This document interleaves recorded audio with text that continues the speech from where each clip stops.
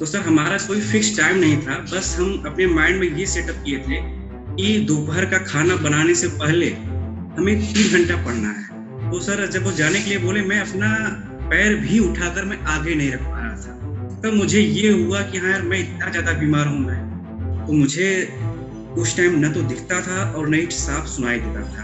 लोगों को ये बिलीव था कि अगर ये दोबारा जिंदा हो भी जाएगा तो अपना ये जो माइंड है, इसकी मेमोरी है जो गायब हो। अब तूने मुझे रुला दिया यार। हैं?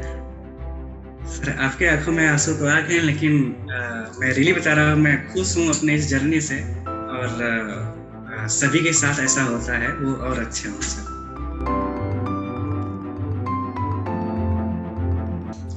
2015 में आपने इतनी बड़ी चीज को मतलब हराया और वहां से उभर के आए।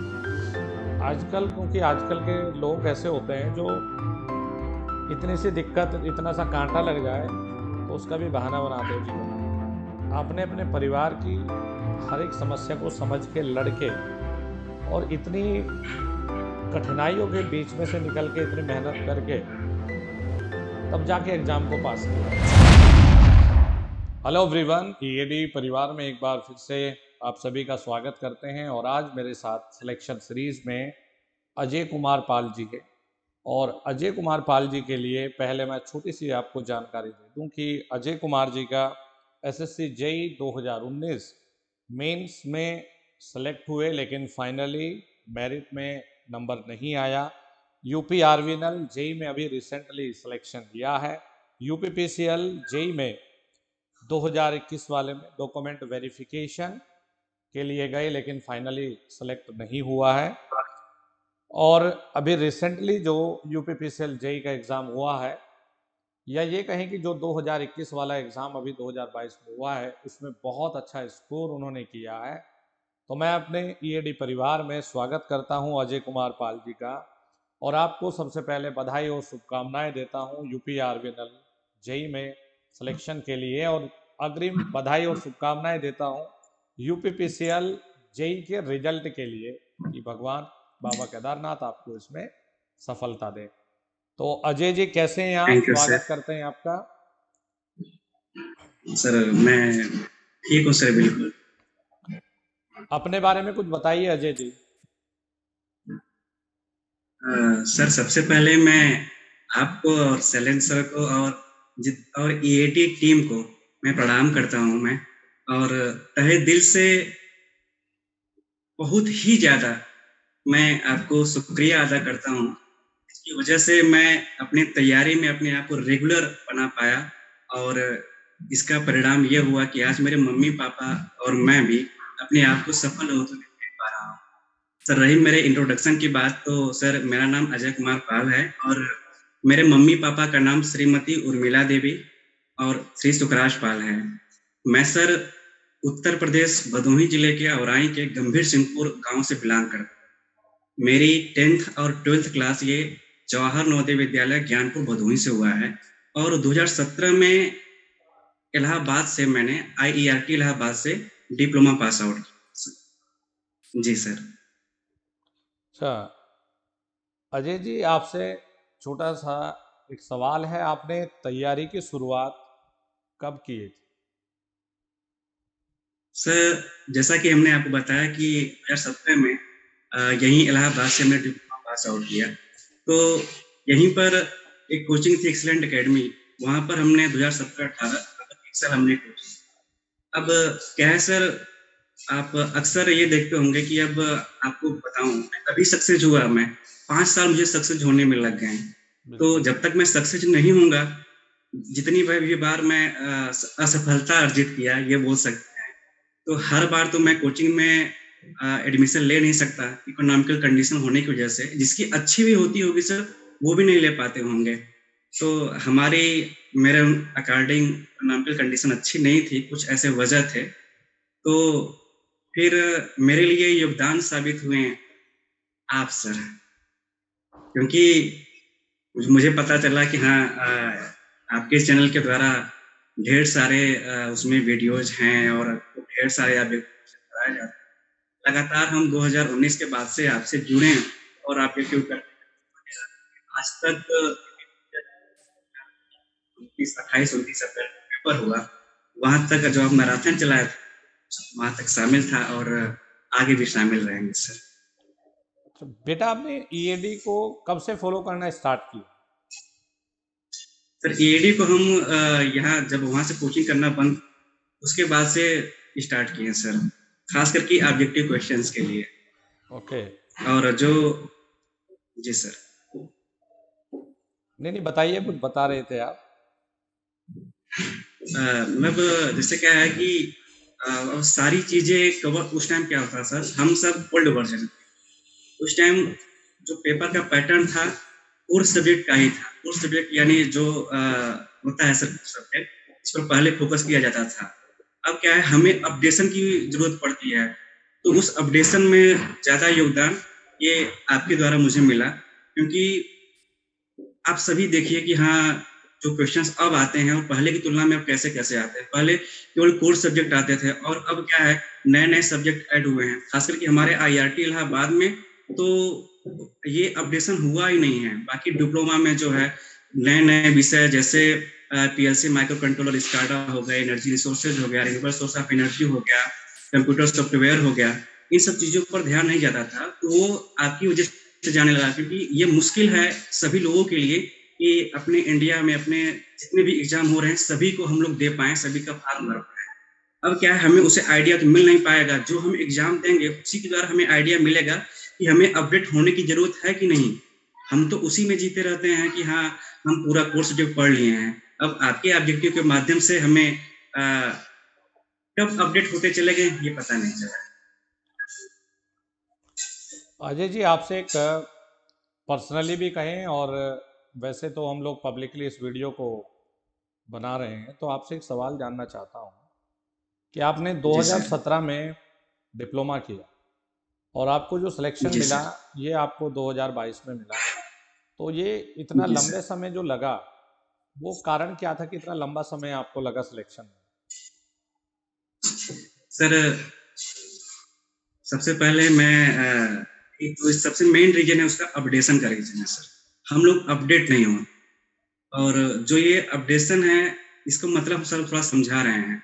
जैसे कोई भी ओल्ड वर्जन का सॉफ्टवेयर होता है, उस टाइप के हम लोग थे, यानी हमारे हमारे समय के लोग थे जो हमसे 1 साल सीनियर, 2 साल सीनियर।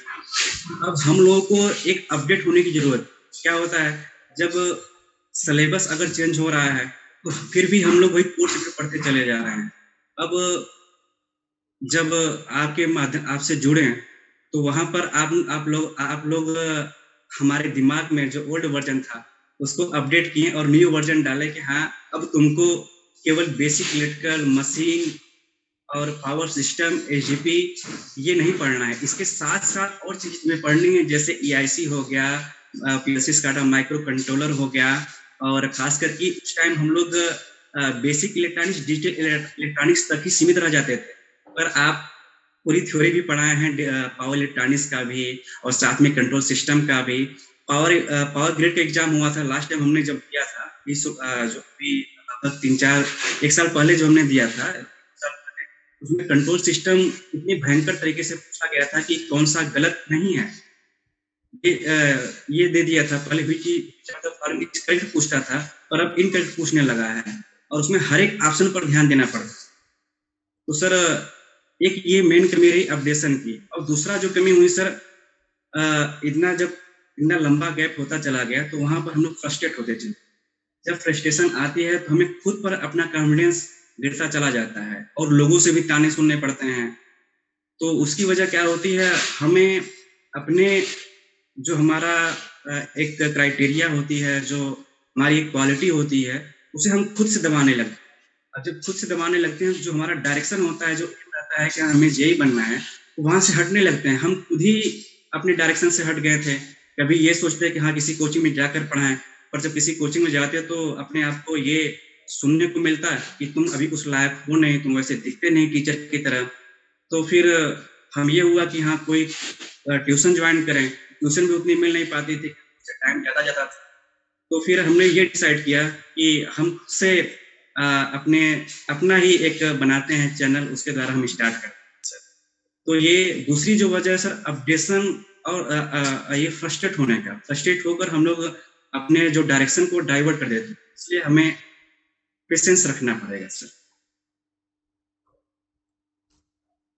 अजय, जी सर। प्रतिदिन आपका टाइम टेबल क्या था? किस तरीके से आप पढ़ाई करते थे? सर एक्चुअली क्या होता है सर, जो हमारे जैसे घर से बाहर लेकर रूम में रहते हैं, वहाँ पर खाना बनाते हैं, साथ में पढ़ते हैं। जनरली वो लोग क्या करते हैं, जनरली वो लोग 11-12 बजे के करीब दोपहर का खाना बनाना स्टार्ट करते हैं और खाते हैं, और फिर रात में 8:30 साढ़े 9 बजे के बीच में खाना बनाना स्टार्ट करते हैं।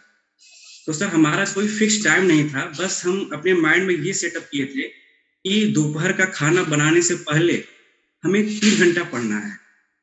ऐसे ही जो दोपहर का खाना बचा, हम लोग प्लस एक्स्ट्रा बनाते थे सर, दोपहर का खाना बचा रहता शाम को खाते थे, जिससे कि उसमें पैसा बच जाए, बाहर न जाना पड़े, तो वही खाना शाम को खाते थे। तो शाम का खाना खाने से पहले भी 3 घंटा अपना ये टारगेट बनाए रहते थे। फिर उसके बाद 8:30 से साढ़े 9 बजे जब खाना बनाना स्टार्ट करते थे, 8:30 साढ़े 9 बजे के करीब, तो उससे पहले ये टारगेट रहती 3 घंटा 2.5 घंटा वो पढ़ लें। सर अब ये मैं कैसे एडजस्ट करता था, मैं आपको बता रहा हूँ मैं सर। अगर टाइम मैं ज़्यादा ले रहा हूँ उसके लिए सॉरी सर। कोई तो प्रॉब्लम नहीं है, कोई जो प्रॉब्लम नहीं। जो सर हम ये 3 घंटा बता रहे हैं, अब एक्चुअली आप ये जानते हैं कि हम भले भी 9 घंटा या 100% कोई टारगेट बना लेते हैं, उसमें से 100% टारगेट पूरा नहीं कर पाते हैं। 70%, 60%, कभी 50% भी टारगेट पूरा करते हैं। तो हमें ये पता था, क्योंकि हम इतना झेल चुके थे। तो सर अगर देखा जाए, अगर मान लीजिए सुबह 6 बजे उठते हैं, 7 बजे पढ़ना स्टार्ट करते हैं और 12 बजे अगर मैं खाना बनाता हूँ, तो आपके पास हमारे पास 5 घंटा समय रहता था। अब कहने को तो 5 घंटा है, लेकिन क्या वास्तविक में अगर हम पढ़ने बैठेंगे 5 घंटा पढ़ पाएंगे? नहीं पढ़ पाएंगे। तो इसलिए हम खाना खाने से पहले 3 घंटा मुझे पढ़ना है, चाहे जैसे पढ़ना है, चाहे कोई रिश्तेदार भी आ जाए, फिर भी 3 घंटा मुझे पढ़ना है खाना खाने से पहले। ठीक है सर। तो हम क्या करते थे, 1 घंटे का अपना शिफ्ट बनाते, उस 3 घंटे को कंप्लीट करने के लिए 1 घंटा या 1.5 घंटे का शिफ्ट बनाते थे। तो जनरली 1.5 घंटा या 1 घंटा शिफ्ट बनाते थे। उसमें क्या करते थे, घड़ी के मोबाइल के अलार्म का यूज करते थे कि हाँ 1.5 घंटा मुझे पढ़ना है सर। तो फिर अब 1.5 घंटा जब पढ़ते थे, हमारे माइंड में ये अपने सेट कर लेता था, चाहे किसी का मतलब पढ़ते समय हमारा सर माइंड डाइवर्ट होता है, कोई पड़ोसी बोल देता है, कोई दोस्तों से झगड़ा हो जाता है, कोई घर में कुछ प्रॉब्लम हो, या कुछ पैसे हमारे पास न हो, कहाँ से पैसा है ये दिमाग चलता है। तो जब पढ़ना स्टार्ट करते थे 1.5 घंटे का अलार्म लगाकर, तो उसमें ये बोल अपने माइंड को जैसे ही डाइवर्ट होती थी, तुरंत तो ना करते थे, बोलते थे नहीं, नहीं अगर ये चीज सोच रहे हो ये 1.5 घंटे बाद सोच, ये काम करते थे सर। क्योंकि सर इससे मुझे ये फायदा, इसका सर एग्जाम में मुझे फायदा मिलता। क्यों एग्जाम में सर क्यों फायदा मिलता था, हम भी आपको बता रहे हैं सर। जैसे सर आपने भी ये स्ट्रेटजी अपनी बताई कि पहले सिंपल क्वेश्चन हल करना है, तो हमारा ये मानना होता था कि 1 मिनट के अंदर अगर क्वेश्चन सोल्व हो जा रहा है तो उसे करो, नहीं तो बाद में छोड़ देते हैं करने के लिए। अब क्या होता है सर, मैं उसको रिलेट कर रहा हूँ यहाँ से कि सभी के मन में जो भी अगर ये हमारा जो ये इंटरव्यू, वो ये ध्यान देंगे कि अगर जो क्वेश्चन में हम अगर लगभग 1 मिनट टाइम दे देते हैं, अब हमारे माइंड में आ जाता है 1 मिनट से ज्यादा समय लगेगा। अगर हम ये बोल दिए कि हाँ उसे छोड़ना है, तो उससे क्या होता है ना, हम छोड़ नहीं पाते हैं। अगर हम छोड़कर आगे बढ़ जाते हैं तो हमारा माइंड वहीं पर अटका रहता है कि हाँ यार पहले उसे हल कर लेते हैं। तो यही वजह है सर, तो मैं ये बोला कि हाँ अगर कोई भी डाइवर्जन हो तो माइंड ना करो और बोलो कि नहीं पहले तुम्हें 1.5 घंटा 1 घंटा पढ़ना है, तब तुम इसके बारे में सोचना है। तो वहां से मुझे उसको तुरंत हटाने का एक आइडिया वहां से मिला sir. Very good, very good. जी सर। अजय, ये बताइए, पहले तो आप सर ज्यादा थ्योरी पढ़ते थे या ऑब्जेक्टिव को ज्यादा फोकस करते थे? सर थोड़ा सा ये मेरे लिए क्रिटिकल है, मेरे लिए नहीं, जो भी इतना लंबा समय बिताएगा 5 साल 6 साल, अब उसके लिए 5-6 साल बहुत ज्यादा होता है। तो शुरुआती दौर में या जब तैयारी करना स्टार्ट किया, उस टाइम जितना भी मैं पढ़ाई करता था उसका लगभग 3/4 भाग जो होती थी, पार्ट होती थी, उसको मैं थ्योरी पर देता था और 1/4 पार्ट हम ऑब्जेक्टिव पर देते। अब सक्सेस जब नहीं हुए तो मुझे लगने लगा कि हाँ मुझे अपडेशन की जरूरत है, और आपके द्वारा मिलता था।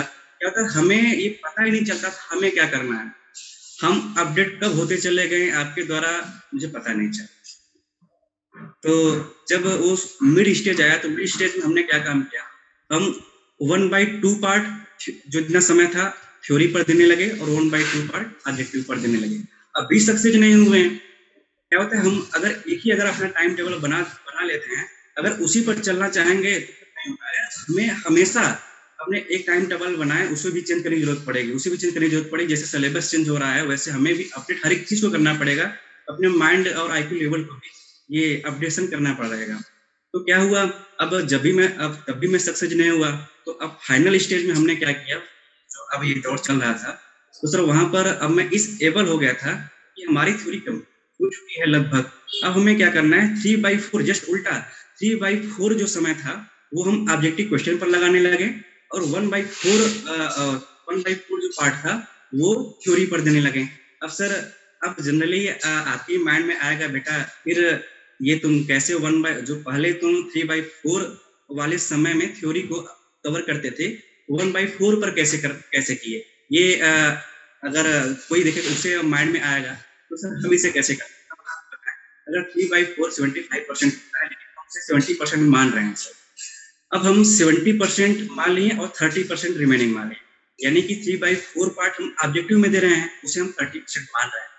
तो 30% हम ऑब्जेक्टिव करते थे, कैसे करते थे सर, एक ये करते थे जैसे यूथ हुआ सर, और कोई टेक्स्ट बुक हुआ, तो यूथ में जो भी हम सवाल लगाते थे, उसे एक कर लेते थे कि हाँ निशान लगा लेते थे। सब में निशान नहीं लगाते थे, किताब को साफ सुथरा रखते थे, क्या हमें सब में निशान नहीं लगाने। जैसे मान लीजिए एक ही चैप्टर में 400 क्वेश्चन है, हम इस हिसाब से मार्क लगाते थे जिससे कि जब हमें रिवीजन की जरूरत पड़े हमें 400 नहीं, केवल 100 क्वेश्चन करे तो हमारा ये पूरा कवर हो जाए।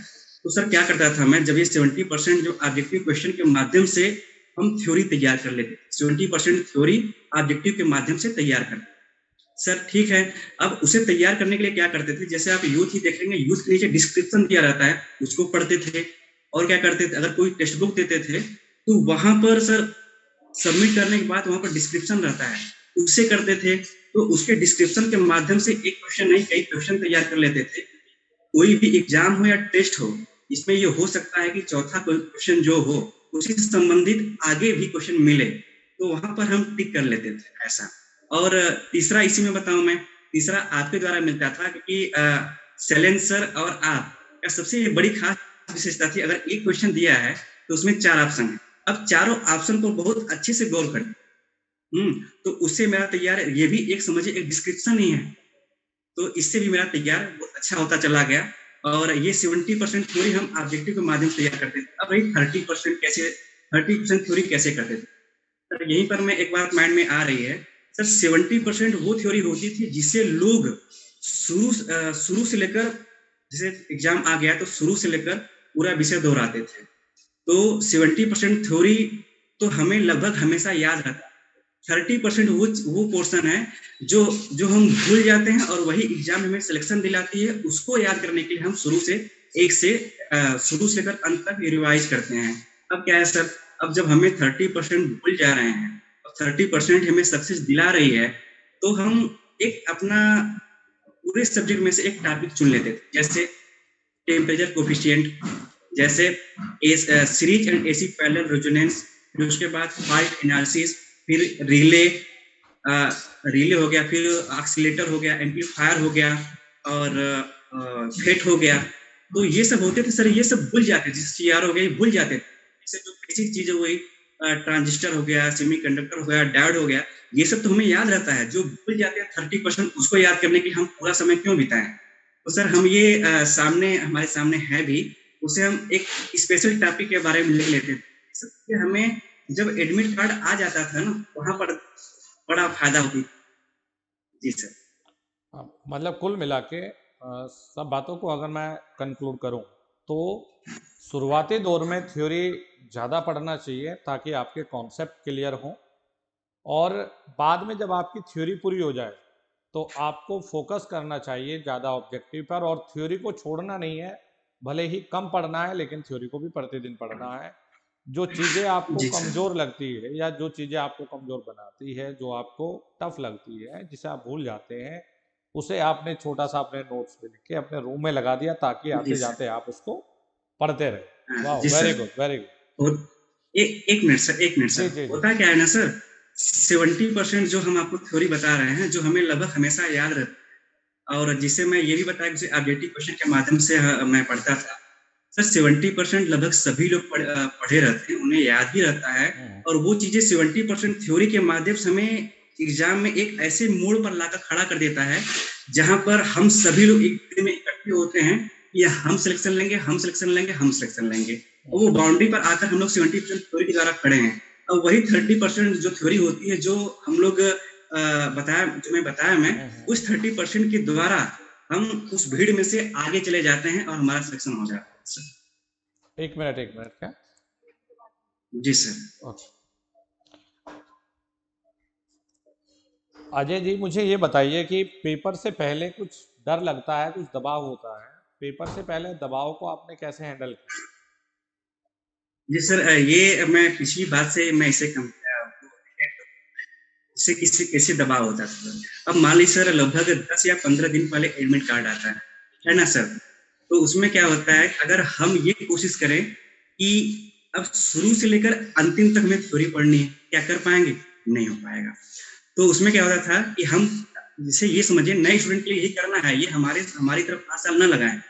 तो वो हमने 70% थ्योरी के माध्यम से जो हमने किया सर ना, ऑब्जेक्टिव जब लगाएंगे वहां पर एक चीज ये होती है, जैसे जो ऑफलाइन जो यूथ हुआ, जेबी हुआ, इन सब में क्या करना है कि अगर दूसरा क्वेश्चन की तरह अगर 10वां क्वेश्चन दे रहा है, 20वां क्वेश्चन दे रहा है, 95वां क्वेश्चन दे रहा है, तो पहले ही क्वेश्चन के सामने हमें 20, 95 लिख लेना है। ऐसे क्या होगा, हम तुरंत उसे रिवाइज कर लेंगे। ये चीजें हो गई। और अगर ऑनलाइन आप टेस्ट देते हैं, उसमें क्या करना है सर, उसमें सेव करने का ऑप्शन होता है। अब उसे अगर हम 1000 क्वेश्चन लगाए, हमें तो उसमें से अब इतनी तैयारी होने के बाद हमें 1000 में से 100 क्वेश्चन अच्छे मिल जाएंगे, उसे हम सेव कर लेंगे। तो ये हम पहले से ही सेव किए रहेंगे, है ना सर। अब क्या है, और जो स्पेशल टॉपिक है जो हम बताएं 30%, ये हमारे पास ये मौजूद रहता था, हमारे प्लानिंग ये पहले से ऑलरेडी बन चुकी है। अब जब एडमिट कार्ड आया तो हम क्या करते हैं कि जो क्वेश्चन में निशान लगाए रहते हैं उसी को देखते हैं, और जो सेव किए रहते हैं ऑनलाइन वाला सिर्फ उसको देखते हैं, और जो स्पेशल टॉपिक हमने बताया है 30% वाला जो भूल जाते हैं और जो सिलेक्शन दिलाती है। और सबसे मेन बात ये है कि अब इसकी जो कमी तो सर हमेशा रहती है तैयारी में, जब तक एग्जाम में सक्सेस हो तब तक कमी होती है। अब जो इसकी कमी होती है उसकी भरपाई हमेशा हर एक एग्जाम में इंजीनियरिंग एकेडमी देहरादून के द्वारा, मैराथन के द्वारा पूरी हो जाती है सर। फिर उससे कॉन्फिडेंस और बिल्डअप हो जाता है सर। जी सर, इससे हमारा सर प्रेशर रिलीज हो जाता है सर। जी, पेपर आपने कैसे अटेम्प्ट किया? सर पेपर को मैंने वो एक्सपेरिमेंट खुद किया है टेक्स्ट बुक पर, क्योंकि टेक्स्ट बुक सर आपको बताया लास्ट में बहुत ज्यादा हम, तो सर हमारा ये क्राइटेरिया होता है 3 फेज में, जिसे आप राउंड बोलते हैं सर। फेज 1, फेज 2, फेज 3 में किया। तो हम इससे पहले और बताते हैं सर, इससे पहले हम एक्यूरेसी पर बहुत ज्यादा ध्यान देते थे, फिर हमने अपने आप को अपडेट किया। अब इसलिए हमने फेज 1, फेज 3 हमने बनाया। अब फेज 1 सर 1.5 घंटे का, यानी कि 180 से लेकर ये 90 मिनट तक हमने किया, मतलब 1.5 घंटा सर वही हुआ, जो उसमें रिमेनिंग टाइम दिखाता है ना सर, इसलिए ऐसा कर देते हैं। फेज 1 1.5 घंटे का, फेज 2 45 मिनट का, फेज 3 45 मिनट। अब सर फेज 1 में हम वो क्वेश्चन करते थे जो हमें 100% बिलीव है कि हाँ हम अगर करेंगे तो बेटर करेंगे, और 1 से 200 उठाते थे, ऐसे उठाते थे। अब चाहे हिंदी आए, चाहे टेक्निकल आए, चाहे नॉन टेक, 1 से 200 तक जाते थे। तो फेज 1 में वो क्वेश्चन कर जो 100% आता है, मुझे बिलीव है कि हाँ जो मैं करूंगा सही करूंगा, प्लस वो मैं क्वेश्चन 1 मिनट के अंदर हो जाए वो करूंगा। अब सर क्या होता है, 1 मिनट से ज्यादा भी समय लग जाता है, तो क्या करता था मैं, 1 मिनट से जिसमें ज्यादा समय लगता था मैं उसको मैं मार्क एंड रिव्यू कर देता था। मार्क एंड रिव्यू करके मैं अपने आप को फेज 2 के लिए तैयार करता था। तो इस तरीके से मेरा फेज 1 गुजरता था। अब मैं फेज 2 में 90 मिनट बीता सर। 90 मिनट, अब ये मैं ये नहीं करता था कि हाँ मुझे स्ट्रिक्टली 90 मिनट ही फॉलो करनी है, क्योंकि अगर पेपर सरल आ जाता है तो हमें ज्यादा क्वेश्चन कर लेते हैं फेज 1 में, तो इससे आप 90 मिनट से ज्यादा हो जाता है, 100 मिनट 120 मिनट हो जाता है। लेकिन अब सिंपल सी बात है कि अगर जो 45 मिनट वाला आप ये रहेंगे उसमें फिर कम समय लगेगा, मार्क एंड करेंगे तो ऑटोमेटिक 45 मिनट से 30 मिनट हो जाएगा, सिर्फ बैलेंस हो जाता है। और फेज 2 में वही चीज हो गया जो हम निशान लगाए रहेंगे, यानी कि फेज 2 में क्या कर रहे हैं कि वो क्वेश्चन करने जो 100% बिलीव है, प्लस जो मार्क एंड रिव्यू हमने लगा लिया है जिसे 1 मिनट से ज्यादा समय लगा, ये हम करते थे। अब फेज 1 फेज 2 जब समाप्त हो जाती थी तो हमारे पास 45 मिनट बचती थी, तो उस टाइम हमारे माइंड में ये होता था कि सर वाह, मैंने 120 क्वेश्चन कर लिया, 130 क्वेश्चन कर लिया, अब मैं एक ऐसे मोड़ पर हूँ जो हमें ये कॉन्फिडेंस दिलाती है कि अगर हमने 120 क्वेश्चन किया, हम 120 क्वेश्चन कर लिए, क्योंकि कभी कभी हर एक शिफ्ट में ऐसा होता है, किसी में 140 जाता है, किसी में 110 जाता है, किसी में 120 जाता है, और हमारा ओबीसी है, अगर कोई बंदा एससी का होगा तो उससे और खुश हो जाना चाहिए। ऐसे कॉन्फिडेंस हमारा बहुत ही बिल्डअप हो गया। अब जब कॉन्फिडेंस बिल्डअप हो जाता है ना सर, क्वेश्चन गलत होते होते सही हो जाता है, यानी हम पहले से समझ चुके हैं कि हम फेज 1 फेज 2 में अपने आप को 70% वाली भीड़ में लाकर खड़ा कर दिए। अब हमें अपना कदम फूक फूक कर चलना पड़ेगा, या तो हम आगे जाएं तो फिर सक्सेस हो गए, अगर पीछे जाएं फिर पीछे हो जाएंगे, नहीं सक्सेस होंगे। और फेज 3 में सर क्या मैं करता था सर, अब मैं इसे तुक्का बोलूं या क्या बोलूं, लेकिन मैं इसे सर एक साइकोलॉजी की तरह जिस तरीके से मैं ले रहा हूँ सर, अब इसे तुक्का न बोला जाए तो भी सही, तुक्का बोलने से थोड़ा एक इंसल्ट टाइप होती है। तो फेज 3 में हम क्या करते थे सर, पहली चीज ये करते थे, एक एलिमिनेशन का यूज करते, जो आपने बताया कि हाँ तुम्हें एलिमिनेट करना है, तो हम क्या करते थे सर, जैसे हमने कोई क्वेश्चन किए, पहला दूसरा तीसरा किए, चौथा नहीं किए और पांचवा कर दिए। सपोज दैट हमने तीसरे का ऑप्शन लगाया बी और पांचवे का ऑप्शन लगाया डी, तो अब क्या होता था, चौथा मुझे नहीं आ रहा है, चौथा वो करने के लिए तब हम क्या करेंगे, हमारे माइंड, अब मैं सोचूंगा कि तीसरा का बी चौथा का डी लगाया हूं तो पक्का है जो चौथा वाला क्या है डी, और डी 90% केस में नहीं होगा, 90% केस में नहीं होगा। तो हम क्या करते थे, तो हमारे सामने ए और सी आया, अब ए और सी में हम रिस्क ले सकते क्योंकि हमें अब भीड़ में से आगे। अब सर ए और सी पे अभी यहाँ पे रुके रहते हैं। अब दूसरा स्टेप फेज 3 में क्या मैं फॉलो करता था कि जनरली मैं एक, जैसे मुझे ये बोल दिया जाए कि हाँ यार अजय क्वेश्चन पेपर बनाओ, तो हम प्रायोरिटी हमारी ये रहेगी, हम उसी सेंटेंस वाले क्वेश्चन के ऑप्शन पर ध्यान देंगे, ज्यादा तवज्जो देंगे जो सही हो। चार ऑप्शन पर इतना मेहनत क्यों लगाएंगे, अपना दिमाग खपाएंगे। तो हम ये सोचे कि भाई उसी पर मेहनत दिया जाता है एग्जामिनर के द्वारा जो थोड़ा सा बड़ा है और जो सही होता है। तो हम यहाँ पर ये देखते थे हाँ कौन सा सेंटेंस बड़ा है ए और सी में से, तो उसे प्रेफर करते। जब हमारी ये भी चीज फेल होती थी तो हम जनरली इंटरनल ऑप्शन को करते थे सर।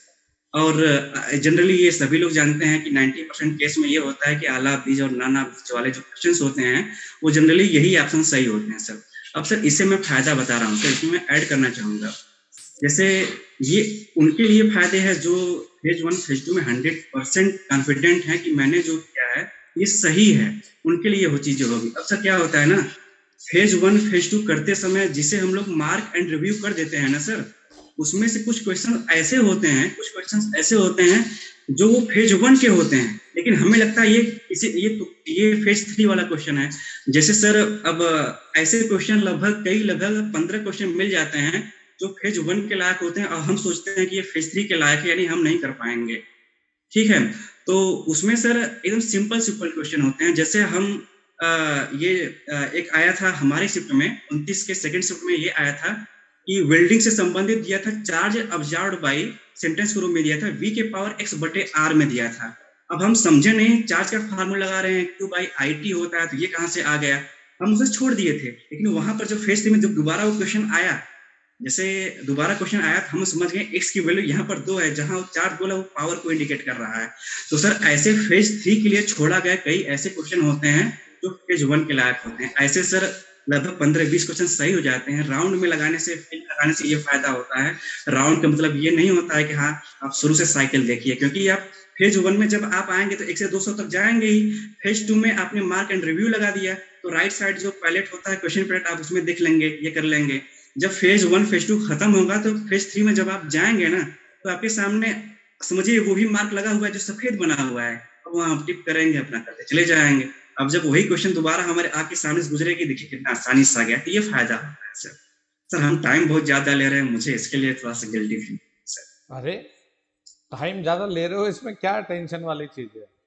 ये सेशन हम लोगों जी के खुद सर। के लिए नहीं है, ये सेशन बाकी लोगों के लिए भी। Running out of time, this meeting will end in 10 minute आ रहा है, ये इसको देखना। सर हो सकता है 10 मिनट कंप्लीट हो जाए।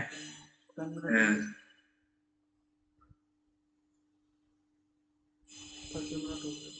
कोई नहीं। अजय, मैं ये जानना चाह रहा हूँ, कोई नहीं, अगर बीच में डिस्कनेक्ट होगी तो हम कनेक्ट कर लेंगे, कोई प्रॉब्लम नहीं है। जी जी सर, कोई बात नहीं।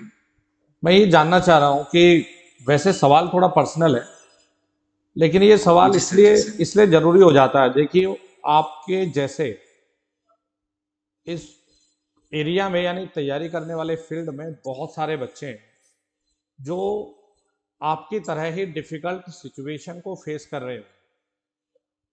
आपकी स्माइल अच्छी है, आपने हर चीज को, मुश्किल से मुश्किल चीजों को बेटा हंसते हुए झेला है, और अभी भी डिफिकल्ट सिचुएशन को फेस कर रहे हैं। तो ये सवाल मेरा इसलिए है क्योंकि बहुत सारे ऐसे बच्चे हैं जो ये कहते हैं कि हम इसलिए नहीं कर पाए क्योंकि हमारा फैमिली बैकग्राउंड अच्छा नहीं था। कोई कुछ बोलता है, कोई कुछ बोलता है। अगर तुम्हें प्रॉब्लम ना हो तो मुझे थोड़ा सा अपनी लाइफ की जर्नी बताइए, अपनी फैमिली के बारे में बताइए। और मुझे ठीक है सर। मुझे क्या है, देखो, इसमें कोई भी सच झूठ इसमें कोई मैटर नहीं है। मैटर ये है कि आप अपनी वो सच्चाई बता रहे हैं, या हेजिटेशन की कोई ज़रूरत नहीं है, आप अपनी वो सच्चाई बता रहे हैं जो हिंदुस्तान के मैक्सिमम लोगों की सच्चाई है। और बड़ा या इतिहास वही लोग रचते हैं जो डिफिकल्ट सिचुएशन को फेस करते हैं, उसे लड़ते हैं, पार करते हैं। जी तो सर। मुझे अपनी फैमिली के बारे जी में सर। थोड़ी बातें बताएं। जी सर, अब आप ऐसा सवाल पूछे हैं तो हमें अब ये समझ में नहीं आ रहा है हम कहाँ से स्टार्ट करें सर। एक्चुअली सर, हम अपने जहाँ से मेरा परिवार काफ़ी डाउन होता चला गया, वहाँ से हम स्टार्ट करते हैं सर, क्योंकि बातें फिर काफ़ी लंबी हो जाएगी। नहीं, सर, लंबी करें, कोई प्रॉब्लम नहीं है, लंबी करें। आपको आपको बताया कि हमने आईआरटी इलाहाबाद से हमने किया। 2015 में सर मुझे एक गंभीर बीमारी से जूझना पड़ा, डेंगू मुझे हो गया था सर। अब उसकी लापरवाही खुद हमने किया था, क्योंकि उससे पहले सर हम ट्यूशन पढ़ाकर अपनी पढ़ाई करते थे, साथ में हमारे हमारे भाई साहब, छोटे भाई साहब भी रहते थे। तो ये था कि हम कॉलेज के बाद डायरेक्ट जाते थे इवनिंग टाइम में, 2 ट्यूशन पकड़े थे, और मैं सीबीएसई बोर्ड से हूँ, तो हमें इंग्लिश मीडियम से काफ़ी, इंग्लिश मीडियम वाले बच्चों से थोड़ा सा पैसा अच्छा मिल जाता था, 1500 या 2000 के करीब। तो वही ड्रेस पहने पहने जाते थे पढ़ाने के लिए। और ये होता था कि कहीं ऐसा ना हो कि हम कॉलेज में आए हैं और ये पढ़ाने के चक्कर में हम अपनी जो कॉलेज वाली मस्ती है उसे भूल जाएं, तो हम उसे भी लाइफ उस लाइफ को भी जीना चाहते। तो सर ऐसे कभी कभार खाना ना खाए ही हम किसी दोस्त के यहाँ रुक जाते थे, और उसे ये बोलते थे, हाँ मैं खाना खाया हूँ यार, चलो ठीक है। तो अब जैसे हमारी स्थिति रहती है, सभी की स्थिति रहती है, हर एक छात्र की स्थिति रहती है। तो हम कभी कभार दोस्त के रूम पर ही सो जाते थे, और कभी कभार हमें छत पर भी सोनी पड़ती थी, और गर्मी में तो जानते हैं सर।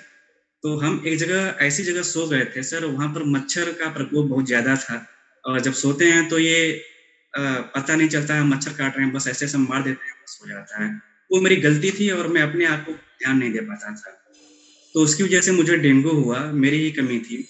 और जिसकी भरपाई मेरे आईआईटी कॉलेज के दोस्त लोग, और मेरे यहाँ तक कि मेरे आस-पास पड़ोस के भी लोग साथ दिए, मेरे गांव के लोग भी साथ दिए, मेरे नवोदय विद्यालय के कुछ स्टूडेंट भी साथ दिए, और जो आईआरटी के टीचर्स थे उन लोगों ने भी साथ दिया, क्योंकि उस टाइम मेरे जूनियर का फेयरवेल पार्टी चल रहा था। जो भी पैसा का फेयरवेल पार्टी के लिए लगाया गया था ना, फेयरवेल पार्टी नहीं हुआ, वो सारा का सारा पैसा मेरे पास आ गया था, यानी मेरे लिए आ गया था, वो उन लोगों ने खुद दिया था।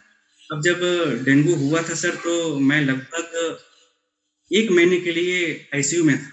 आईसीयू इन देसी लैंग्वेज सर कोमा में, जिसे हम लोग सारे लोग बोलते हैं, कोमा में चला गया है बंदा। यानी कि हमारी बॉडी सर थोड़ी सी भी न कुछ भी सेंस नहीं कर पाती, चाहे आप उसे मारे, चाहे ऊपर से फेंक भी देंगे, तब भी कोई प्रभाव नहीं पड़ने वाला सर, इतनी खराब हालत। तो सर थोड़ा सा इसके बारे में हम बताएंगे कि हाँ, किस तरीके से हम रिफर हुए हैं। तो यहाँ पर इलाहाबाद में ही हमारे दोस्त थे, दोस्त का नाम हम लेना चाहेंगे। हमारे दोस्त धर्मेंद्र कुमार पटेल हैं, और एक सीनियर सर हैं, हमारे सुपर सीनियर सर हैं आईआरटी के, उनका नाम सर उमेश चौहान है। वही, उनकी आर्थिक स्थिति बहुत खराब है, वो विकलांग भी हैं, लेकिन दिल से बहुत ही अच्छे हैं सर। तो वो मुझे, मैं तो बोलूंगा उमेश सर को एक बार आपने भी सलाम किया, हम भी उमेश सर को एक बार, आप ये वीडियो देखेंगे तो उमेश सर के लिए थैंक यू, बहुत ही ज्यादा थैंक यू। और मेरे दोस्त धर्मेंद्र पटेल को भी थैंक यू, और मेरी क्लासमेट माला कुशवाहा बहुत ज्यादा थैंक यू सर, क्योंकि उन लोगों ने मेरा काफी साथ दिया, अंतिम दम तक साथ दिया, जिस तरीके से आपने साथ दिया अपने फ्री यूट्यूब चैनल के माध्यम से सर। तो यहाँ पर लगभग 3 जगह हम रेफर हुए, काफी तीनों अच्छे यहाँ पर हॉस्पिटल हैं। हम बीएचयू में गए, जब बीएचयू में जब वहां पर गए सर, जनरली ये होता है जिसकी पहचान होती है वहां पर तुरंत आप एडमिट हो जाते हैं, लेकिन वहां पर हम एडमिट नहीं हो पाए। वहां पर हमारा धर्मेंद्र दोस्त था, थोड़ी सी पहचान थी, तो थोड़ी सी पहचान की वजह से ये लगभग 8-9 घंटा मुझे गली में ही वेट करना पड़ा। गली में ही स्ट्रेचर था, वहां पर जो भी सुई लगता है वो लग गया था। तो सर मुझे वहां पर ब्लड की लैट्रिन हो रही थी, टट्टी हो रही थी, तो जिसकी वजह से मैं बहुत ज्यादा, मेरा पूरा जो ब्लड था वो पूरा पानी बनता चला जा रहा था। उस टाइम मेरे साथ यही सर लोग खड़े थे, तो बाकी गली में भी मैं देख रहा था कि हाँ इतने सारे लोग हैं, परेशान है। हमारे माइंड में दूसरों के लिए नहीं, अपने लिए आ रहा था मैं कि है भगवान मुझे जल्दी से ठीक कर दीजिए। लास्ट टाइम में हमने भगवान का नाम लिया और बोला कि काश हमें आप ठीक कर देंगे, तो जो ऐसे लोग जूझ रहे हैं हम उसे दूर करें। तो सर जैसे ही हमने ये भगवान से मिन्नतें की थी, उसके बाद 1 महीने के लिए मेरी आंखें, मेरा पूरा शरीर बंद हो गया था सर। और फिर उसके बाद क्या हुआ क्या नहीं हुआ मुझे नहीं पता। और ये 1 महीने के बाद लोग ये बताते हैं, 1 महीने के ड्यूरेशन में, कि हमारी जो शरीर थी मेढक की तरह पूरा फूल गई थी। मेढक को आप देखेंगे सर, उसका गला नहीं, इसलिए मैं मेढक का एग्जांपल ले रहा हूँ। तो ये गला मेरा ये दिखता ही नहीं था, और मेरी आंख भी एकदम अंदर घुस गई थी। जो मेरे ये थाई थे बिल्कुल मोटे मोटे हो गए थे, और इस तरीके से हो गया था कि हमें उल्टा जब लिटा, मेरे दोस्त बोलते हैं जो उल्टा लिटा गया था, इतना भयंकर लग रहा था कि तुम्हारी मम्मी के अलावा कोई देख नहीं पा रहा था। हम लोग जा रहे थे तो हम लोग वापस आ जा रहे थे, तो ये हालात थी। लोग ये भी बोलते थे कि अगर तुम्हें 1 लाख लोग देखने आए, अगर उसमें से अगर केवल 10-20 लोग अगर ये बोल दे कि हाँ ये बच जाएगा, तो सर उसे मेरे दोस्त लोग ये बोलते थे, समझो वो पागल ही था, क्योंकि किसी को अगर ऐसे कंडीशन में देख रहा है तो क्या वो जिंदा बच पाएगा? ऐसा नामुमकिन था सर। तो सर जब मैं 1 महीने बाद जब मैं उठा, तो अपने आप को बिल्कुल इस तरीके से पाया, बिल्कुल इस तरीके से काला एकदम, और मेरा जो बॉडी थी बिल्कुल इस तरीके से करो हो गई थी। तो मुझे एक पल में बताना चाहूंगा सर, क्या होता था कि सर मुझे मेरे गार्जियन लोग, सर मैं अगर नाम गिनाना चाहूंगा इंडिविजुअली तो ढेर सारे लोग हैं। प्रदीप पटेल हो गए जो वहां पर मेरे साथ दिए, मेरे मेरे बड़े भाई के साले साहब हैं, संजय नाम है उनका, उन्होंने साथ दिया। और लोग मुझे फोन करके पूछते रहते कि हाँ क्या है क्या नहीं। वहां से आने के बाद भी लोगों ने साथ दिया मेरा, यहाँ जब मैं ठीक हो गया था तब पर भी। अब सर वो जो मैं पल बताना चाह रहा हूँ मैं, तो मुझे उस टाइम न तो दिखता था और न ही साफ सुनाई देता था। लोगों को ये बिलीव था कि अगर ये दोबारा जिंदा हो भी जाएगा तो अपना ये जो माइंड है, इसकी मेमोरी है जो गायब है। तो जनरली ये लोग ये देख रहे हो मुझे, कैसे हो, पहचान रहे हो, ये मम्मी है, ये धर्मेंद्र है, ये है, ऐसे पूछते थे। तो अब मेरी आवाज मेरे मुंह से चल नहीं पाती थी, और सर मैं हिल नहीं पाता था। आप यहाँ देखेंगे और यहाँ देखेंगे, जो इलेक्ट्रिक शॉक होती है ना, वो सर दिया गया था। निशान भी है, यहाँ पर निशान भी है, और यहाँ पर पता नहीं क्या किया गया था, शायद पुल किया गया था कोई पाइप के लिए। और ये जो देखेंगे ये थोड़ा सा मेरा बड़ा है, यहाँ पाइप थी नाक में, पूरा खाना वाना सब के लिए।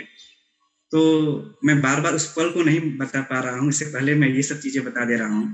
तो जब मैं कुछ ठीक हुआ, जब मेरी आँख खुली, तो मुझे खाना जब खाने लगा इसके माध्यम से, नाक और मुंह के माध्यम से, तो अब मेरा हर एक चीज डाइजेशन सिस्टम काम करने लगा। तो फ्रेश मुझे होना था, जब फ्रेश होने जाता था तो ये मेरे दोस्त लोग, मेरे सीनियर लोग पकड़े रहते। तो जैसे जैसे मेरा माइंड सेंस करने लगे तो मुझे एक शर्म भी आने लगी। तो मैं उनसे बोला कि नहीं, मैं अब अकेले जाऊँगा, मैं फ्रेश बैठूँगा, मुझसे मैं शर्म आ रही है। तो उन लोगों को मेरी स्थिति के बारे में पता था। उस टाइम भी मुझे खुद की मेरी स्थिति के बारे में पता नहीं, इतना कम माइंड काम कर रहा था। अजय जी, मुझे ये बताइए कि पेपर से पहले कुछ डर लगता है, कुछ दबाव होता है। पेपर से पहले दबाव को आपने कैसे हैंडल किया? जी सर, ये मैं पिछली बात से मैं इसे इससे किसी कैसे दबाव होता था। अब मान लीजिए सर, लगभग 10 या 15 दिन पहले एडमिट कार्ड आता है ना सर? तो उसमें क्या होता है, अगर हम ये कोशिश करें कि अब शुरू से लेकर अंतिम तक में थ्योरी पढ़नी है, क्या कर पाएंगे? नहीं हो पाएगा। तो उसमें क्या होता था कि हम, जैसे ये समझिए नए स्टूडेंट के लिए यही करना है, ये हमारी तरफ 5 साल ना लगाएं। तो वो हमने 70% थ्योरी के माध्यम से जो हमने किया सर ना, ऑब्जेक्टिव जब लगाएंगे वहां पर एक चीज ये होती है, जैसे जो ऑफलाइन जो यूथ हुआ, जेबी हुआ, इन सब में क्या करना है कि अगर दूसरा क्वेश्चन की तरह अगर 10वां क्वेश्चन दे रहा है, 20वां क्वेश्चन दे रहा है, 95वां क्वेश्चन दे रहा है, तो पहले ही क्वेश्चन के सामने हमें 20 95 लिख लेना है। ऐसे क्या होगा, हम तुरंत उसे रिवाइज कर लेंगे। ये चीजें हो गई। और अगर ऑनलाइन आप टेस्ट देते हैं, उसमें क्या करना है सर, उसमें सेव करने का ऑप्शन होता है। अब उसे अगर हम 1000 क्वेश्चन लगाए, हमें तो उसमें से अब इतनी तैयारी होने के बाद हमें 1000 में से 100 क्वेश्चन अच्छे अच्छे मिल जाएंगे, उसे हम सेव कर लेंगे। तो ये हम पहले से ही सेव किए रहेंगे, है ना सर? अब क्या है, और जो स्पेशल टॉपिक है जो हम बताएं 30%, ये हमारे पास ये मौजूद रहता था। हमारे प्लानिंग ये पहले से ऑलरेडी बन चुकी है। अब जब एडमिट कार्ड आया तो हम क्या करते हैं कि जो क्वेश्चन में निशान लगाए रहते थे उसी को देखते हैं, और जो सेव किए रहते हैं ऑनलाइन वाला सिर्फ उसको देखते हैं। और जो स्पेशल टॉपिक हमने बताया है 30% वाला, जो भूल जाते हैं और जो सिलेक्शन दिलाती है। और सबसे मेन बात यह है कि अब इसकी जो कमी होती, कमी तो सर हमेशा रहती तैयारी में, जब तक एग्जाम में सक्सेस हो तब तक कमी होती है। अब जो इसकी कमी होती है उसकी भरपाई हमेशा हर एक एग्जाम में इंजीनियरिंग एकेडमी देहरादून के द्वारा, मैराथन के द्वारा पूरी हो जाती है सर। फिर उससे कॉन्फिडेंस और बिल्डअप हो जाता है सर। जी सर, इससे हमारा सर प्रेशर रिलीज हो जाता है सर। जी, पेपर आपने कैसे अटेम्प्ट किया? सर पेपर को मैंने वो एक्सपेरिमेंट खुद किया है टेक्स्ट बुक पर, क्योंकि टेक्स्ट बुक सर आपको बताया लास्ट में बहुत ज्यादा हम, तो सर हमारा ये क्राइटेरिया होता है 3 फेज में, जिसे आप राउंड बोलते हैं सर। फेज 1, फेज 2, फेज 3 में किया। तो हम इससे पहले और बताते हैं सर, इससे पहले हम एक्यूरेसी पर बहुत ज्यादा ध्यान देते हैं, फिर हमने अपने आप को अपडेट किया। अब इसलिए हमने फेज 1, फेज 3 हमने बनाया। अब फेज 1 सर 1.5 घंटे का, यानी कि 180 से लेकर ये 90 मिनट तक हमने किया, मतलब 1.5 घंटा सर वही हुआ। जो उसमें रिमेनिंग टाइम दिखाता है ना सर, इसलिए ऐसा कर देते हैं। फेज 1 1.5 घंटे का, फेज 2 45 मिनट का, फेज 3 45 मिनट। अब सर फेज 1 में हम वो क्वेश्चन करते थे जो हमें 100% बिलीव है कि हाँ हम अगर करेंगे तो बेटर करेंगे, और 1 से 200 उठाते थे, ऐसे उठाते थे। अब चाहे हिंदी आए, चाहे टेक्निकल आए, चाहे नॉन टेक, 1 से 200 तक जाते थे। तो फेज 1 में वो क्वेश्चन कर जो 100% आता है, मुझे बिलीव है कि हाँ जो मैं करूंगा सही करूंगा, प्लस वो मैं क्वेश्चन 1 मिनट के अंदर हो जाए वो करूंगा। अब सर क्या होता है, 1 मिनट से ज्यादा भी समय लग जाता है, तो क्या करता था मैं, 1 मिनट से जिसमें ज्यादा समय लगता था मैं उसको मैं मार्क एंड रिव्यू कर देता था। मार्क एंड रिव्यू करके मैं अपने आप को फेज 2 के लिए तैयार करता था।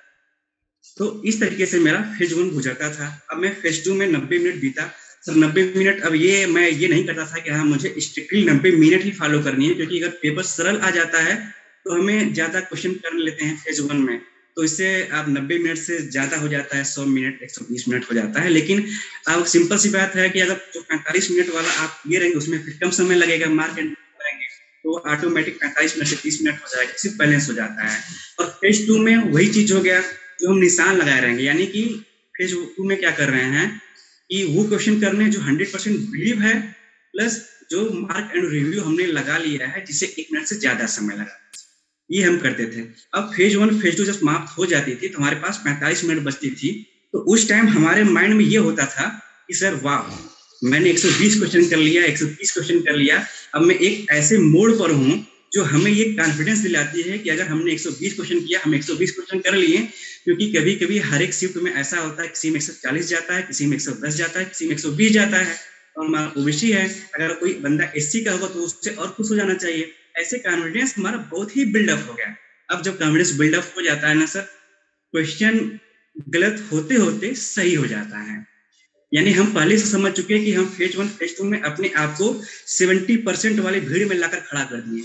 अब हमें अपना कदम फूक फूक कर चलना पड़ेगा। या तो हम आगे जाएं तो फिर सक्सेस हो गए, अगर पीछे जाएं फिर पीछे हो जाएंगे, नहीं सक्सेस होंगे। और फेज 3 में सर क्या मैं कर रहा था सर, अब सर अब मैं इसे तुक्का बोलूं या क्या बोलूं, लेकिन मैं इसे सर एक एक साइकोलॉजी की तरह जिस तरीके से मैं ले रहा हूँ सर, अब इसे तुक्का न बोला जाए तो भी सही, तुक्का बोलने से थोड़ा एक इंसल्ट टाइप होती है। तो फेज 3 में हम क्या करते थे सर, पहली चीज ये करते थे, एक एलिमिनेशन का यूज करते, जो आपने बताया कि हाँ तुम्हें करना है। तो हम क्या करते थे सर, जैसे हमने कोई क्वेश्चन किए, पहला दूसरा तीसरा किए, चौथा नहीं किए, और पांचवा कर दिए। सपोज दैट हमने तीसरे का ऑप्शन लगाया बी और पांचवे का ऑप्शन लगाया डी। तो अब क्या होता था, चौथा मुझे नहीं आ रहा है, चौथा मुझे नहीं आ रहा है, चौथा को करने के लिए तब हम क्या करेंगे, हमारे माइंड, अब मैं सोचूंगा कि तीसरा का बी चौथा का डी लगाया हूं तो पक्का है जो चौथा वाला क्या है डी, और डी 90% केस में नहीं होगा, 90% केस में नहीं होगा। तो हम क्या करते थे, तो हमारे सामने ए और सी आया, अब ए और सी में हम रिस्क ले सकते क्योंकि हमें अब भीड़ में से आगे। अब सर ए और सी पे अभी यहाँ पे रुके रहते हैं। अब दूसरा स्टेप फेज 3 में क्या मैं फॉलो करता था कि जनरली मैं एक, जैसे मुझे ही बोल दिया जाए कि हाँ यार अजय क्वेश्चन पेपर बनाओ, तो हम प्रायोरिटी हमारी ये रहेगी, हम उसी सेंटेंस वाले क्वेश्चन के ऑप्शन पर ध्यान देंगे और ज्यादा तवज्जो देंगे जो सही हो। चार ऑप्शन पर इतना मेहनत क्यों लगाएंगे, अपना दिमाग खपाएंगे। तो हम ये सोचे कि भाई उसी पर मेहनत दिया जाता है एग्जामिनर के द्वारा जो थोड़ा सा बड़ा है और जो सही होता है। तो हम यहाँ पर ये देखते थे हाँ कौन सा सेंटेंस बड़ा है ए और सी में से, तो उसे प्रेफर करते। जब हमारी ये भी चीज फेल होती थी तो हम जनरली इंटरनल ऑप्शन को करते थे सर। और जनरली ये सभी लोग जानते हैं कि 90% केस में ये होता है कि आला बीज और नाना बीज वाले जो क्वेश्चंस होते हैं वो जनरली यही ऑप्शन सही होते हैं सर। अब सर इसे मैं फायदा बता रहा हूँ सर, इसमें मैं ऐड करना चाहूंगा। जैसे ये उनके लिए फायदे हैं जो फेज 1 फेज 2 में 100% कॉन्फिडेंट है कि मैंने जो किया है ये सही है, उनके लिए वो चीजें होगी। अब सर क्या होता है ना, फेज 1 फेज 2 करते समय जिसे हम लोग मार्क एंड रिव्यू कर देते हैं ना सर, उसमें से कुछ क्वेश्चन ऐसे होते हैं, कुछ क्वेश्चन ऐसे होते हैं जो वो फेज 1 के होते हैं, लेकिन हमें लगता है ये फेज 3 वाला क्वेश्चन है। जैसे सर अब ऐसे क्वेश्चन लगभग 15 क्वेश्चन मिल जाते हैं जो फेज 1 के लायक होते हैं और हम सोचते हैं कि ये फेज 3 के लायक है, यानी हम नहीं कर पाएंगे। ठीक है, तो उसमें सर एकदम सिंपल सिंपल क्वेश्चन होते हैं। जैसे हम एक आया था हमारे शिफ्ट में 29 के सेकंड शिफ्ट में, ये आया था कि वेल्डिंग से संबंधित दिया था, चार्ज ऑब्जर्व्ड बाय सेंटेंस के रूप में दिया था v के पावर x बटे r में दिया था। अब हम समझे नहीं, चार्ज का फार्मूला लगा रहे हैं q बाई IT होता है, तो ये कहाँ से आ गया, हम उसे छोड़ दिए थे। लेकिन वहां पर जो फेज 3 में जब दोबारा वो क्वेश्चन आया, जैसे दोबारा क्वेश्चन आया तो हम समझ गए x की वैल्यू यहाँ पर 2 है, जहां चार्ज बोला वो पावर को इंडिकेट कर रहा है। तो सर ऐसे फेज 3 के लिए छोड़ा गया कई ऐसे क्वेश्चन होते हैं जो फेज 1 के लायक होते हैं। ऐसे सर लगभग 15-20 क्वेश्चन सही हो जाते हैं। राउंड में लगाने से ये फायदा होता है। राउंड का मतलब ये नहीं होता है कि हाँ आप शुरू से साइकिल देखिए, क्योंकि आप फेज 1 में जब आप आएंगे तो 1 से 200 तक जाएंगे ही। फेज 2 में आपने मार्क एंड रिव्यू लगा दिया तो राइट साइड जो पैलेट होता है क्वेश्चन पैलेट, आप उसमें देख लेंगे, ये कर लेंगे। जब फेज 1 फेज 2 खत्म होगा तो फेज 3 में जब आप जाएंगे ना, तो आपके सामने समझिए वो भी मार्क लगा हुआ है जो सफेद बना हुआ है, अब वहां आप टिक करेंगे, अपना करते चले जाएंगे। अब जब वही क्वेश्चन दोबारा हमारे आंख के सामने से गुजरेगी, देखिए कितना आसानी से आ गया, तो ये फायदा होता है सर। सर हम टाइम बहुत ज्यादा ले रहे हैं, मुझे इसके लिए थोड़ा सा गिल्टी फील सर। अरे टाइम ज्यादा ले रहे हो, इसमें क्या टेंशन वाली चीज है। ये सेशन हम लोगों के खुद के लिए नहीं है, ये सेशन बाकी लोगों के लिए भी। Running out of time, this meeting will end in 10 minute आ रहा है, ये इसको देखना। सर हो सकता है 10 मिनट कंप्लीट हो जाए।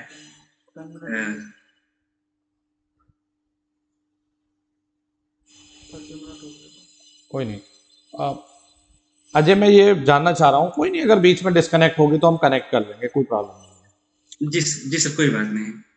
मैं ये जानना चाह रहा हूँ कि वैसे सवाल थोड़ा पर्सनल है, लेकिन ये सवाल जी सर, इसलिए जी सर। इसलिए जरूरी हो जाता है। देखिए, आपके जैसे इस एरिया में, यानी तैयारी करने वाले फील्ड में बहुत सारे बच्चे हैं जो आपकी तरह ही डिफिकल्ट सिचुएशन को फेस कर रहे हो। आपकी स्माइल अच्छी है, आपने हर चीज को, मुश्किल से मुश्किल चीजों को बेटा हंसते हुए झेला है, और अभी भी डिफिकल्ट सिचुएशन को फेस कर रहे हैं। तो ये सवाल मेरा इसलिए है क्योंकि बहुत सारे ऐसे बच्चे हैं जो ये कहते हैं कि हम इसलिए नहीं कर पाए क्योंकि हमारा फैमिली बैकग्राउंड अच्छा नहीं था। कोई कुछ बोलता है, कोई कुछ बोलता है। अगर तुम्हें प्रॉब्लम ना हो तो मुझे थोड़ा सा अपनी लाइफ की जर्नी बताइए, अपनी फैमिली के बारे में बताइए। और मुझे ठीक है सर। मुझे क्या है, देखो, इसमें कोई भी सच झूठ इसमें कोई मैटर नहीं है। मैटर ये है कि आप अपनी वो सच्चाई बता रहे हैं, या हेजिटेशन की कोई ज़रूरत नहीं है, आप अपनी वो सच्चाई बता रहे हैं जो हिंदुस्तान के मैक्सिमम लोगों की सच्चाई है। और बड़ा या इतिहास वही लोग रचते हैं जो डिफिकल्ट सिचुएशन को फेस करते हैं, उसे लड़ते हैं, पार करते हैं। जी तो सर। मुझे अपनी फैमिली के बारे जी में सर। कुछ बातें बताएं। जी सर, अब आप ऐसा सवाल पूछे हैं तो हमें अब ये समझ में नहीं आ रहा है हम कहाँ से स्टार्ट करें सर। एक्चुअली सर, हम अपने जहाँ से मेरा परिवार काफ़ी डाउन होता चला गया, वहाँ से हम स्टार्ट करते हैं सर, क्योंकि बातें फिर काफ़ी लंबी हो जाएगी। नहीं, सर, लंबी करें, कोई प्रॉब्लम नहीं है, लंबी करें। आपको आपको बताया कि हमने आईआरटी इलाहाबाद से हमने किया। 2015 में सर मुझे एक गंभीर बीमारी से जूझना पड़ा। डेंगू मुझे हो गया था सर। अब उसकी लापरवाही खुद हमने किया था, क्योंकि उससे पहले सर हम ट्यूशन पढ़ाकर अपनी पढ़ाई करते थे। साथ में हमारे हमारे भाई साहब, छोटे भाई साहब भी रहते थे। तो ये था कि हम कॉलेज के बाद डायरेक्ट जाते थे इवनिंग टाइम में। 2 ट्यूशन पकड़े थे, और मैं सीबीएसई बोर्ड से हूँ, तो हमें इंग्लिश मीडियम से काफ़ी, इंग्लिश मीडियम वाले बच्चों से थोड़ा सा पैसा अच्छा मिल जाता था, 1500 या 2000 के करीब। तो वही ड्रेस पहने पहने जाते थे पढ़ाने के लिए।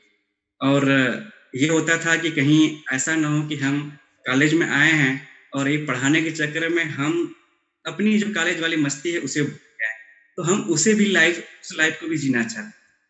तो सर ऐसे कभी कभार खाना ना खाए ही हम किसी दोस्त के यहाँ रुक जाते थे, और उसे ये बोलते थे, हाँ मैं खाना खाया हूँ यार, चलो ठीक है। तो अब जैसे हमारी स्थिति रहती है, सभी की स्थिति रहती है, हर एक छात्र की स्थिति रहती है। तो हम कभी कभार दोस्त के रूम पर ही सो जाते थे, और कभी कभार हमें छत पर भी सोनी पड़ती थी, और गर्मी में तो जानते हैं सर। तो हम एक जगह, ऐसी जगह सो गए थे सर, वहां पर मच्छर का प्रकोप बहुत ज्यादा था। और जब सोते हैं तो ये पता नहीं चलता है मच्छर काट रहे हैं, बस ऐसे ऐसे मार देते हैं, बस हो जाता है। वो मेरी गलती थी, और मैं अपने आप को ध्यान नहीं दे पाता था। तो उसकी वजह से मुझे डेंगू हुआ, मेरी ही कमी थी। और जिसकी भरपाई मेरे आईआईटी कॉलेज के दोस्त लोग, और मेरे यहाँ तक कि मेरे आस-पास पड़ोस के भी लोग साथ दिए, मेरे गाँव के लोग भी साथ दिए, मेरे नवोदय विद्यालय के कुछ स्टूडेंट भी साथ दिए, और जो आईआरटी के टीचर्स थे, उन लोगों ने भी साथ दिया, क्योंकि उस टाइम मेरे जूनियर का फेयरवेल पार्टी चल रहा था। जो भी पैसा फेयरवेल पार्टी के लिए लगाया गया था ना, फेयरवेल पार्टी नहीं हुआ, वो सारा का सारा पैसा मेरे पास आ गया था, यानी मेरे लिए ही आ गया था। वो उन लोगों ने खुद दिया था।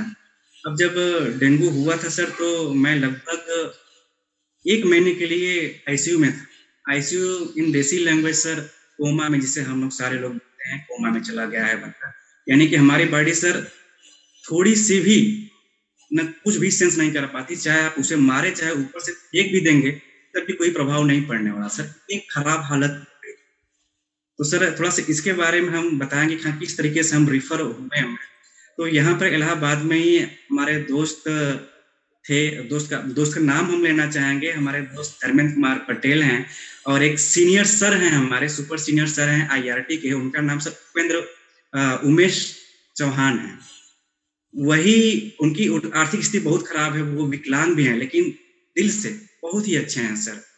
तो वो मुझे, मैं तो बोलूंगा उमेश सर को, एक बार आपने भी सलाम किया, हम भी उमेश सर को एक बार आप ये वीडियो देखेंगे तो मैं सर के लिए थैंक यू, बहुत ही ज़्यादा थैंक यू, और मेरे दोस्त धर्मेंद्र पटेल को भी थैंक यू, और मेरी क्लासमेट में माला कुशवाहा को बहुत ज़्यादा थैंक यू सर, क्योंकि उन लोगों ने मेरा काफ़ी साथ दिया, अंतिम दम तक साथ दिया, जिस तरीके से आपने साथ दिया अपने फ्री यूट्यूब चैनल के माध्यम से सर।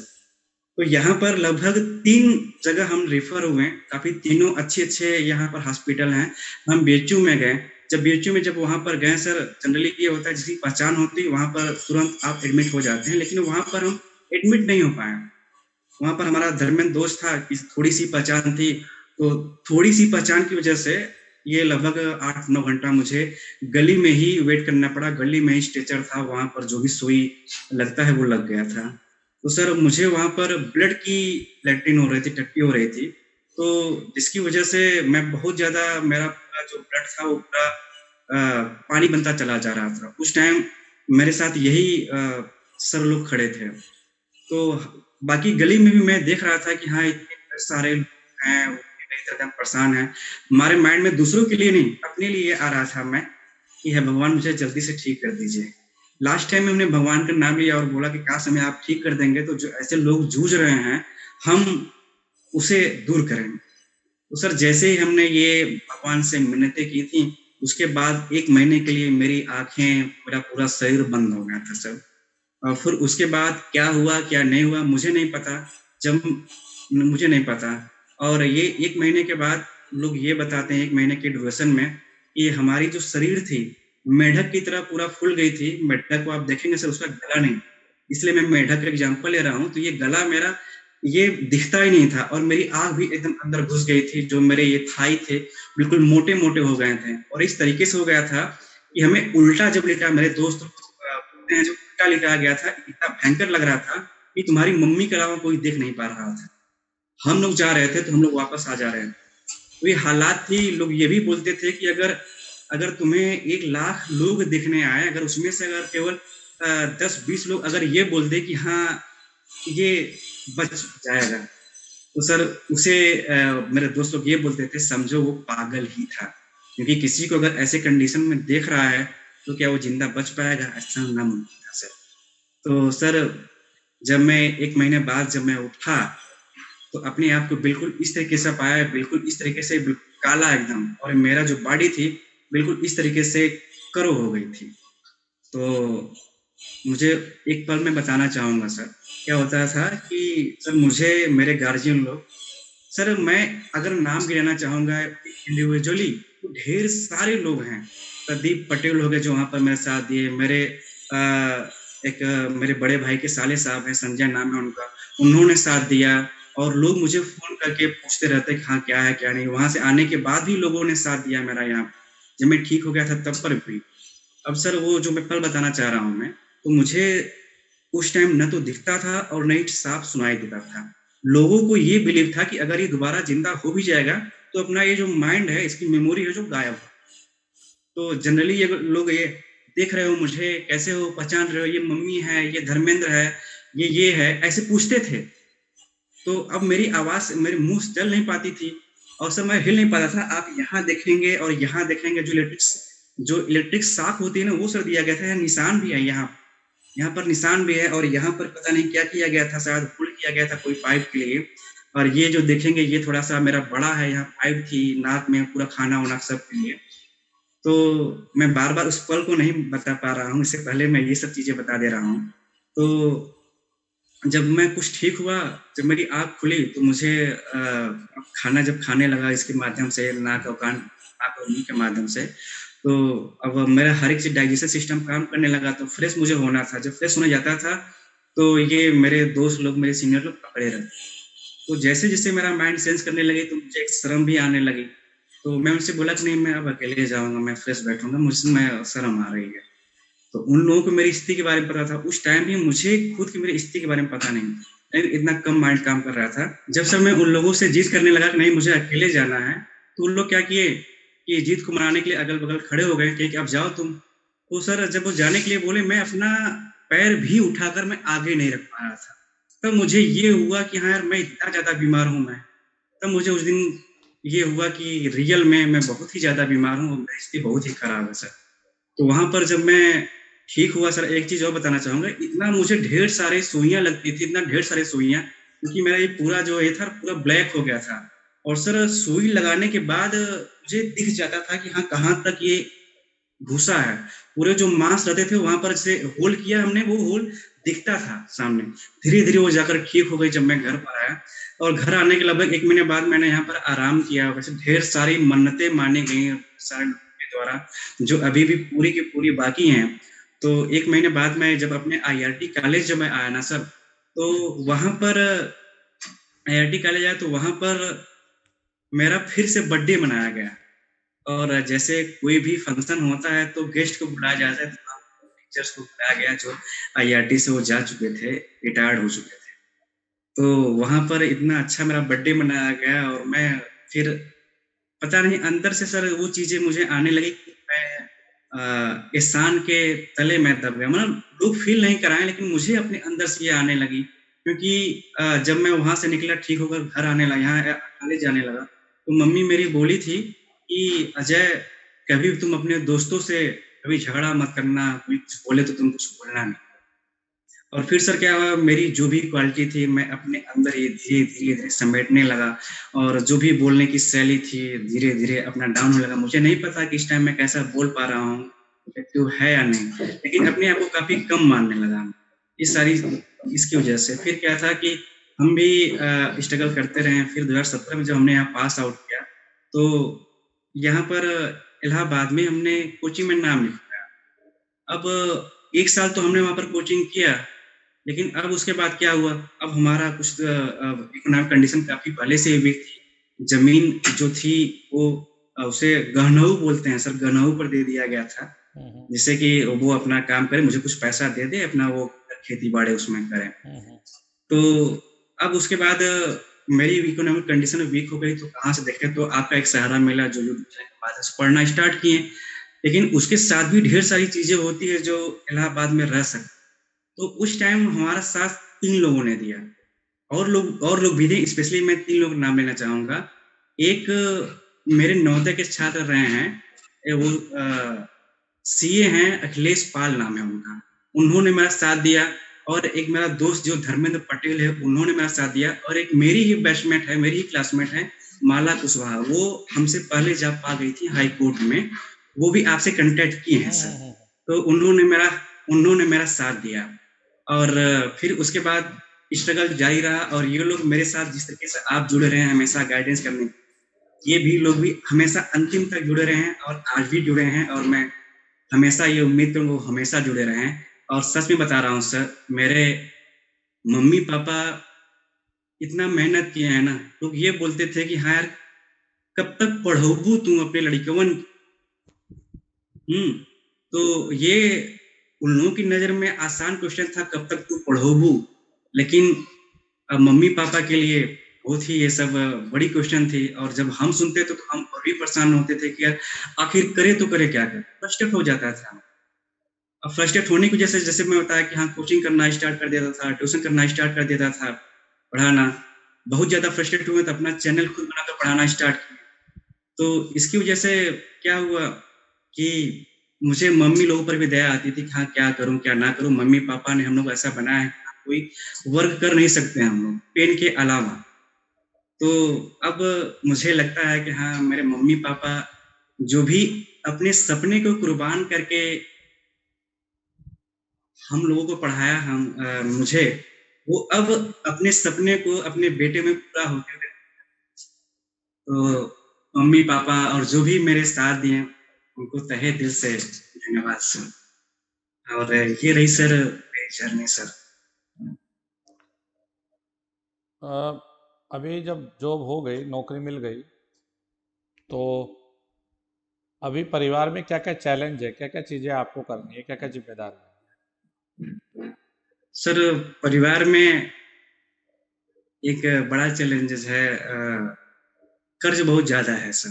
हमारे घर में कर्ज बहुत ज़्यादा है। लगभग जो सेकंड डिजिट होता है उसकी मिनिमम वैल्यू के बराबर लायक में है सर।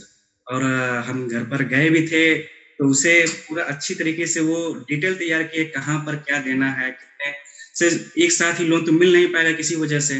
और जो मेरे छोटे वाले भाई साहब हैं वो रेलवे ग्रुप डी में हैं, जो ट्रकमैन होता है वो भी काफी फिजिकली परेशान हो जाते हैं, वहां पर इतना ज्यादा काम करवाया जाता है।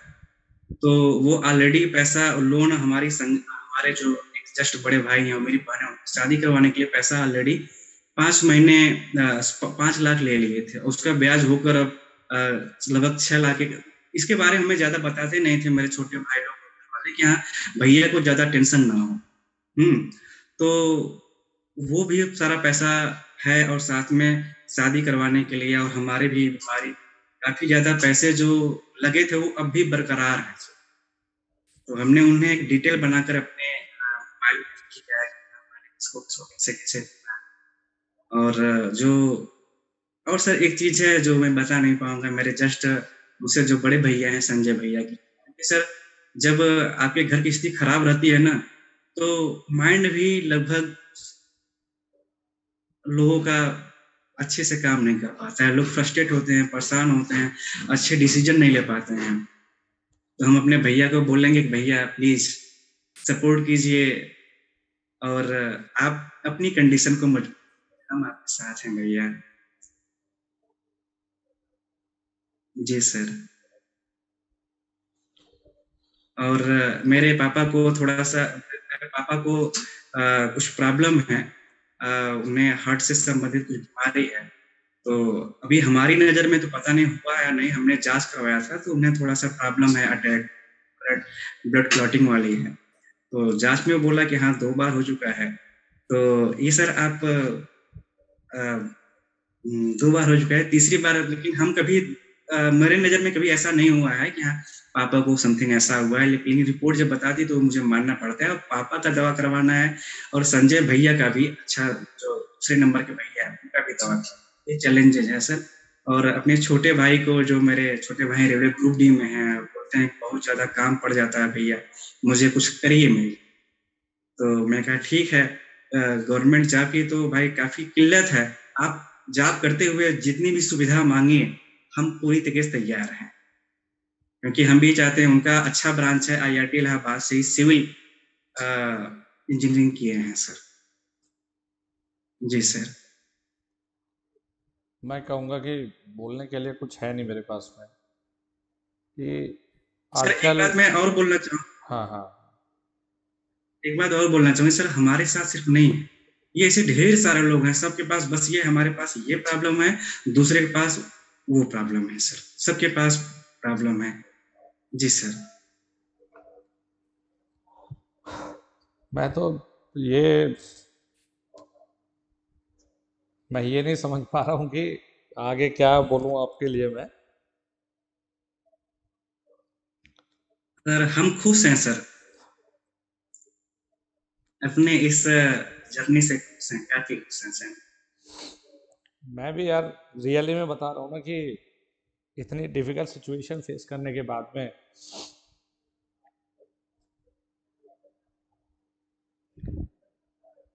अब तूने मुझे रुला दिया यार। हैं?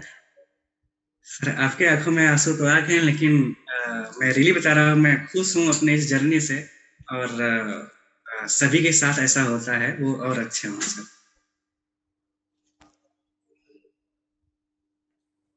मैं इसलिए सर बोल रहा इसमें हूँ, कोई बड़ी बात नहीं है सर। बड़ी बात इसलिए यार कि 2015 में आजकल नॉर्मल इंसान चलते चलते कुछ भी हो जाता है।